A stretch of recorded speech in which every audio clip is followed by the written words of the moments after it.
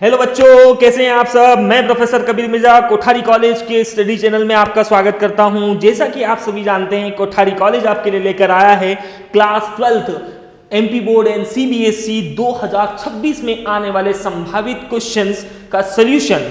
जी हां, सही सुना आपने। 2026 में आने वाले संभावित क्वेश्चंस का हम एक सेटअप लेकर आए हैं, जिसमें आप के जो ग्रेड्स होंगे A+ से A++ आप ग्रेड पा सकते हैं। देखिए, लास्ट लेक्चर में हमने फिजिक्स का एक टॉपिक देखा था, एक्साइल पोजीशन में इंटेंसिटी। अब हमारा जो नेक्स्ट टॉपिक है, अगला टॉपिक है इक्वेटोरियल पोजीशन।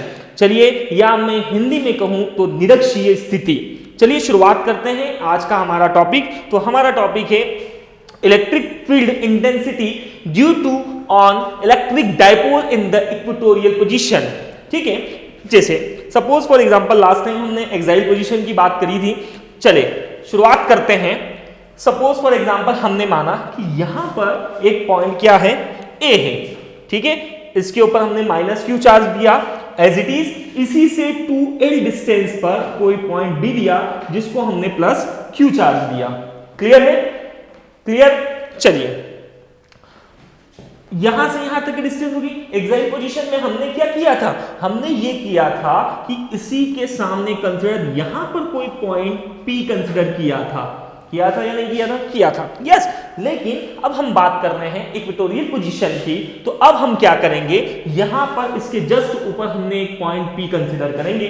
ठीक है, तो इसको A से P तक मिला दिया, P से B तक मिला दिया, तो ये हमारे पास एक ट्राइंगल बन गया।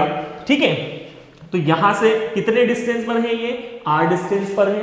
क्लियर। इन दोनों के बीच की डिस्टेंस कितनी है, 12 है। अगर हम पार्ट में डिवाइड कर दे तो यहां से लेके यहां तक का डिस्टेंस AOL होगा और BO भी कितना होगा, L होगा। चलिए शुरुआत करते हैं हमारे क्वेश्चन की। यहां तक क्लियर होगा। अब जब हम इसको सॉल्व करेंगे, अब आप देख रहे हैं कि इन दोनों के बीच में एक एंगल बन रहा है जिसको हमने नाम दे दिया थीटा। अगर ये थीटा है तो ये भी कितने एंगल का थीटा कौन होगा, ये भी थीटा ही होगा। क्लियर। ऐसे ही हम क्या करेंगे, चूंकि हम पॉजिटिव के लिए बात कर रहे हैं, +q चार्ज की बात कर रहे हैं, तो यहां पर हम इसको थोड़ा सा आगे बढ़ा लेंगे। ठीक है, इसको थोड़ा सा यहां पर, ये ऊपर चला जाएगा तो ये तो आ गया sin थीटा बन जाएगा। लेकिन हम बात करें पॉजिटिव के लिए, तो ये जो एंगल होगा, यहां पर जो एंगल बनने वाला होगा, इसको हम नाम देंगे E1 cos theta. As it is जब हम -q चार्ज की बात करेंगे, तो ये हम इस एंगल को जब हम यहां से थोड़ा सा बढ़ाएंगे, तो ये जो नीचे की तरफ आएगा, ये होगा हमारे लिए E2 cos थीटा। क्लियर। चलिए, अब हम बात कर रहे हैं an electric dipole consist of two equal and opposite position, equal and opposite position A and B, positive and negative. ठीक है, clear. Point charge +q and -q separated and by a small distance. कितनी distance है, 2l। ठीक है, अब हम बात करेंगे सबसे फर्स्ट E1। ठीक है, किसके लिए, +q के लिए। तो E1 इज इक्वल टू मिलेगा E1 field due to +q at point P। Clear. चलिए, तो E1 is equal to formula क्या है हमारे पास, 1/4 pi epsilon naught q by r square होता था। बट यहां पर r की वैल्यू हमारे पास क्या है, bp स्क्वायर। तो हमने क्या लिया, E1 is equal to 1/4 pi epsilon naught q by bp square. अब यहां पर बीपी कहां है, ये है बीपी। अब इसकी वैल्यू हमको पता नहीं है, ये वैल्यू हमको पता है लंब आर, ये वैल्यू पता है हमारे पास एल। अब हमको बीपी की वैल्यू निकालनी है, तो बीपी की वैल्यू हम कैसे निकालेंगे, तो हम सब ने क्लास 10th में एक थ्योरम पढ़ी थी, पाइथागोरस थ्योरम, सभी को याद होगी। तो क्या होती है पाइथागोरस थ्योरम, क्या होती है, hypotenuse square is equal to perpendicular square plus based का स्क्वायर।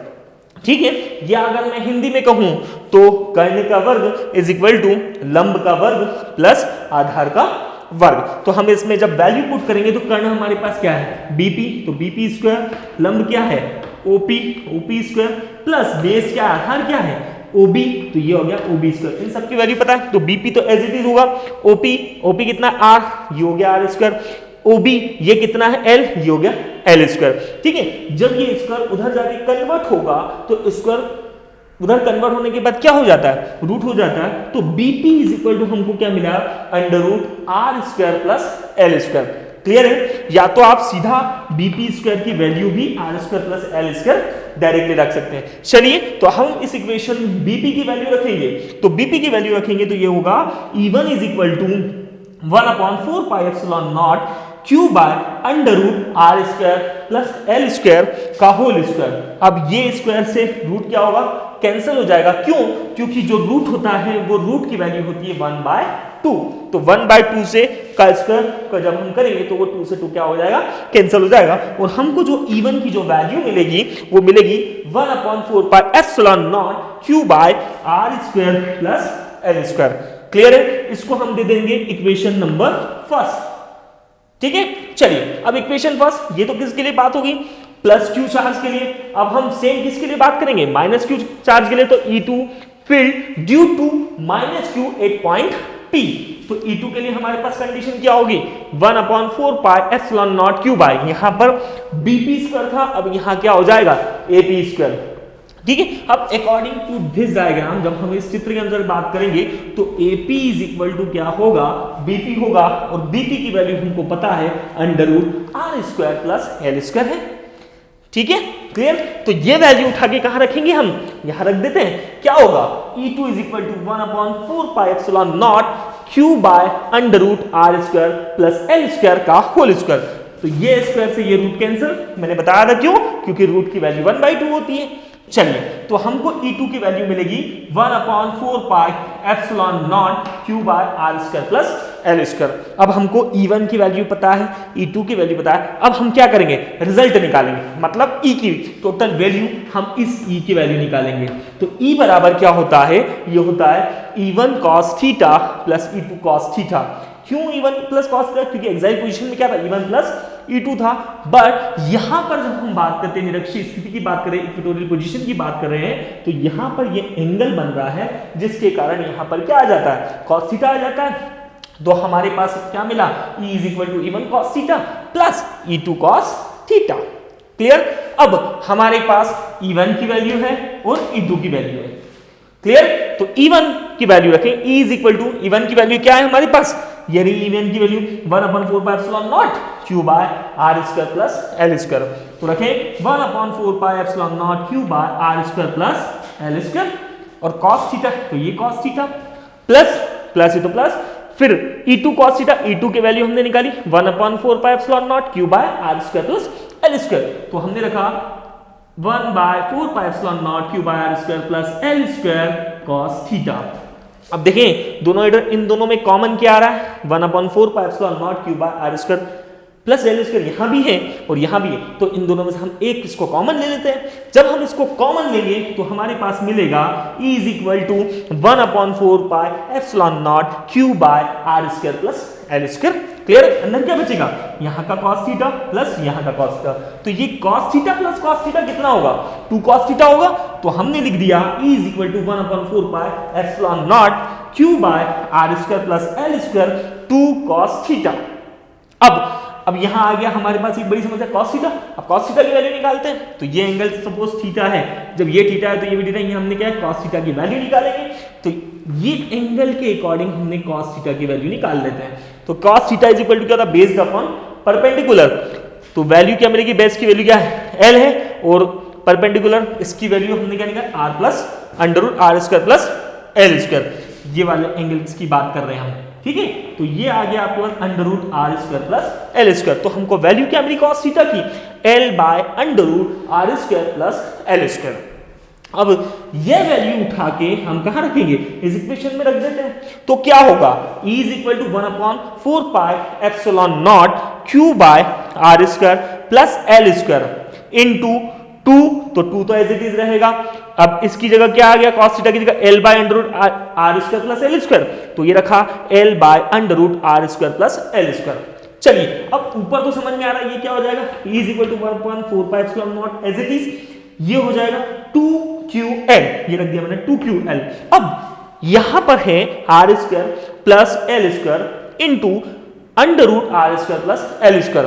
तो ये क्या होगा, हमने एक फॉर्मूला पढ़ा है, a की पावर m डॉट a की power n is equal to होता है a की पावर m प्लस n। जब आधार समान हो या बेस इक्वल हो तो उसकी जो घात होगी वो क्या होगी, ऐड हो जाती है, जुड़ जाती है। तो ये क्या करेंगे यहाँ पर सेम कंडीशन, यहाँ पर इसकी पावर कितनी है 1, 1 प्लस 1/2, इनका एलसीएम लेंगे तो ये कितना आएगा एलसीएम 2, 2 1 जा 2 प्लस 1, तो ये कितना होगा 3/2। ठीक है, तो ये हो जाएगा आपका 1/4πε0 2ql by r square plus l square की पावर 3/2।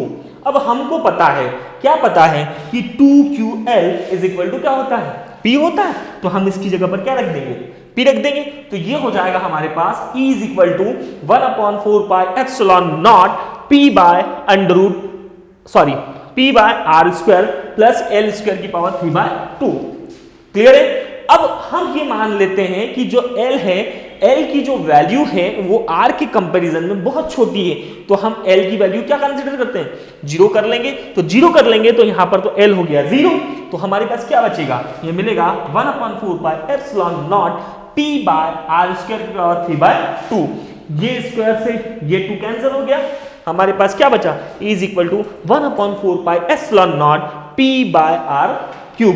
यही हमारे लिए इक्वेटोरियल पोजीशन के लिए इक्वेशन होगी, या निरक्षीय स्थिति के लिए जो व्यंजक होगा वो होगा E is equal to 1/4πε0 p by r cube. I hope आपको ये क्वेश्चन समझ में आया होगा। Thank you so much.